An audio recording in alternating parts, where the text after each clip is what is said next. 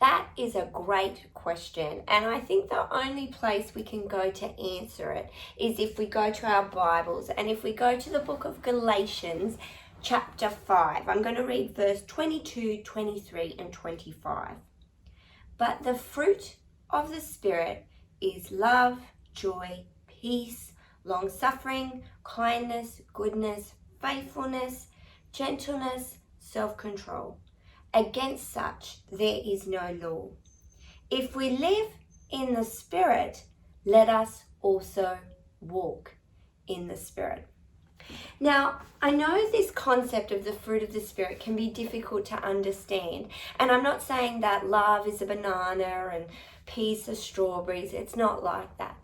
I think the best way to think about it in your heads is if you picture a fruit tree. We know in fruit trees that fruit trees bear fruit according to their kind. So if I see an apple, I know it's an apple tree.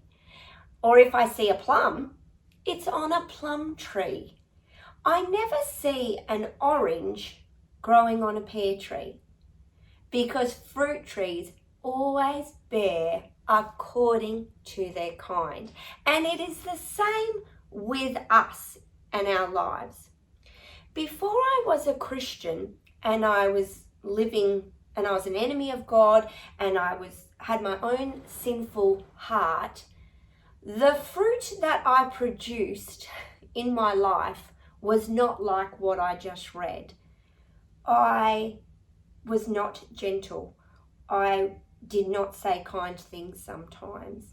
I didn't show self-control. I sometimes lost my temper. And even when it came to love, and I said, well, I love people, I really loved people who loved me or who I thought deserved my love or were easy to love. But I certainly didn't love those who had wronged me or had been an enemy to me. But then this week we've learned that when we become a believer and we become a Christian and we put our faith in Jesus and what he did on the cross, the Holy Spirit does an amazing work in our lives, and he changes our old sinful heart and makes it new. A heart which is inclined to the things of God, a heart which wants to know more about him and wants to please him. And the Holy Spirit plants new seeds in us, and they're not the same as my old seeds. Just say that I have an apple seed and I plant it in the ground and I give it a little bit of water. The next day, I can't come back to the same spot and expect to get an apple to eat off the seed I just planted, could I? It wouldn't have even started to sprout. It is the same with the fruit of the Spirit. The Holy Spirit does give us new seeds, but we won't see its fruit instantly overnight. We then need to be the good gardeners. We need to water the seed, which means we need to read our Bible and we need to pray.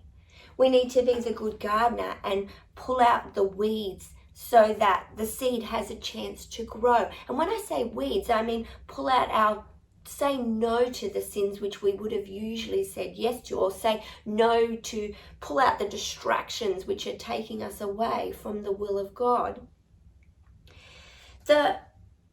But over time, the seeds which the Holy Spirit has planted in us will start to grow and produce fruit: love, joy, peace, patience, kindness, goodness, gentleness.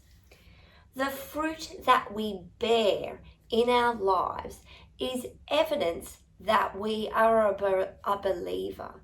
If we are having the fruit of the Spirit and it's evident in our lives, we know that it's because the Holy Spirit is inside of us. And suddenly we realize there is a better way to live.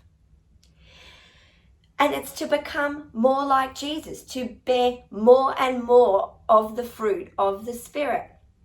Just like Michaela added fruit into her smoothie to make it sweet, the Spirit adds that sweetness into our lives. And it's the only sweetness that we will ever need to bear the fruit of Him.